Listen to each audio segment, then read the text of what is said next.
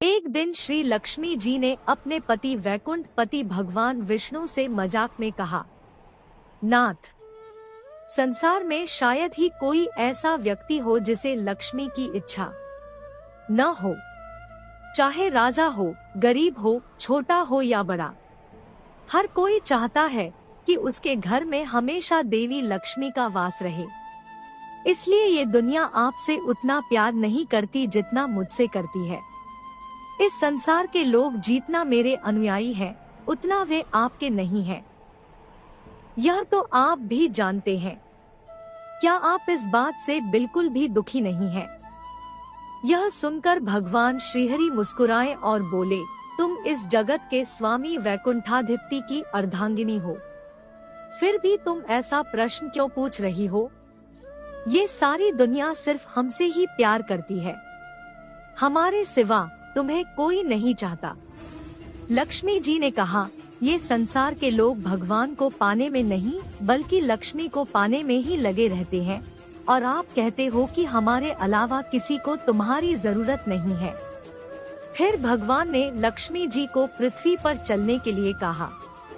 लक्ष्मी जी भगवान के साथ मृत्युलोक में आ गई। रास्ते में उन्होंने एक शवयात्रा देखी जिसमें बहुत से लोग कह रहे थे, राम नाम सत्य है। भगवान श्रीहरि ने कहा, प्रिय, अपना कुछ जादू दिखाओ। उसी समय देवी लक्ष्मी ने शवयात्रा पर सोने की वर्षा की। ऊपर से लोगों पर सोने के सिक्के बरसने लगे।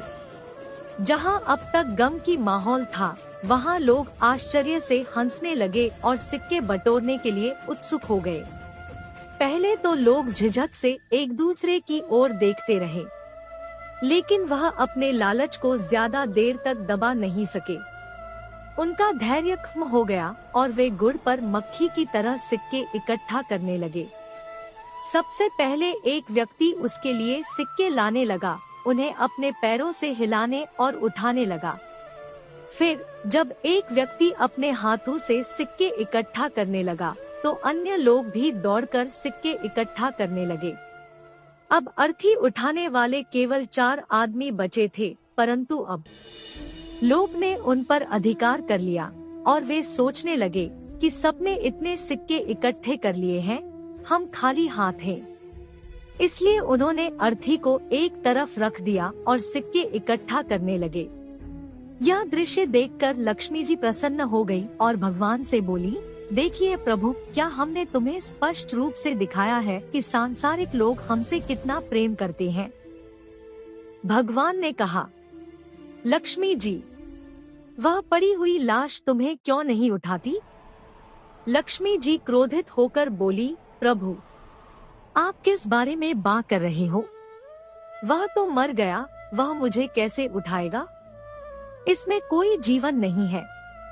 परमेश्वर ने कहा, मैंने उसका हृदय छोड़ दिया है, इसलिए यह तुम्हें नहीं उठाएगा। मैं लोगों में एक आत्मा के रूप में मौजूद हूँ, इसलिए मैं ही उनके रूप में लक्ष्मी को उठा रहा था। भगवान ने कहा, मैं सही था जब मैंने कहा था कि दुनिया में मेरे अलावा तुम्हें कोई नहीं चाहता। गीता में भगवान श्री कृष्ण ने कई श्लोकों में कहा है कि सभी प्राणियों के हृदय में मेरा विशेष स्थान है। सभी प्राणियों के हृदय में जो आत्मा विद्यमान है, वह वास्तव में ईश्वर का अंश है। ईश्वर अंशु जीव अविनाशी, अर्थात जीव मेरा ही अंश है। मैं ब्रह्मा हूँ, मैं हृदय कमल में जीवन के रूप में निवास करता हूँ। धन्यवाद।